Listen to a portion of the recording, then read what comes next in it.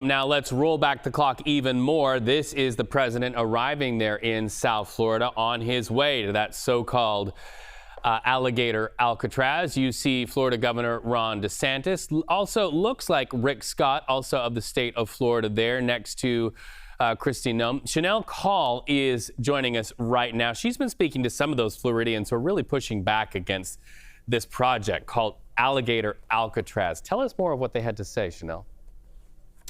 Yeah, and we've been hearing from some of them the last couple of days, Reed. Among those protesting what Florida Republicans are now calling Alligator Alcatraz is a group of conservative Gladesmen. These are Republicans who, until last week, have used the Everglades for things like hunting and fishing.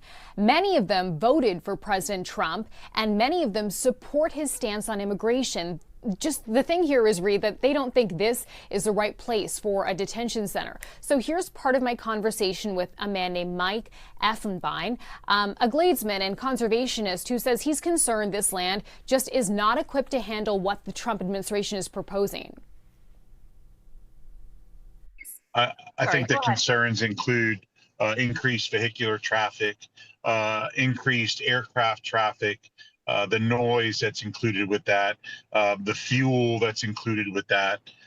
There's sewage concerns. And I know that there's management plans, waste management plans for this location, but this is a remote location. They have a lot of horrible weather there this time of year. This is our rainy season. So you're looking at lightning, torrential downpours, and the potential for tropical storms and hurricanes.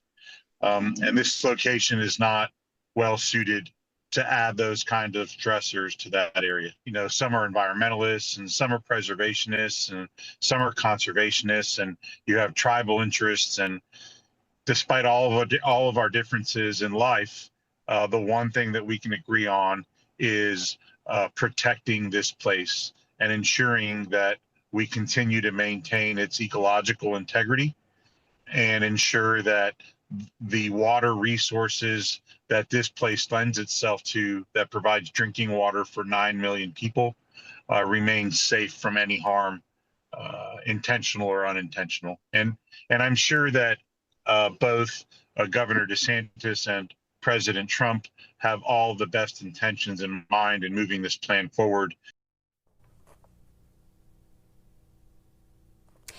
And Reed, so what Mike was talking about in that second half of that piece of sound there was about just how politically and racially diverse this particular group of protesters really is. And what's notable here is that this is not actually the first time that all of these different groups, he mentioned environmentalists, preservationists, and conservationists, have joined forces in a similar fight. They did this back in the late 60s, early 70s, and they actually won when a plan to build the world's largest airport, it was called the Everglades Jetport in Florida on that same piece of land, was ultimately canceled due to significant environmental concerns.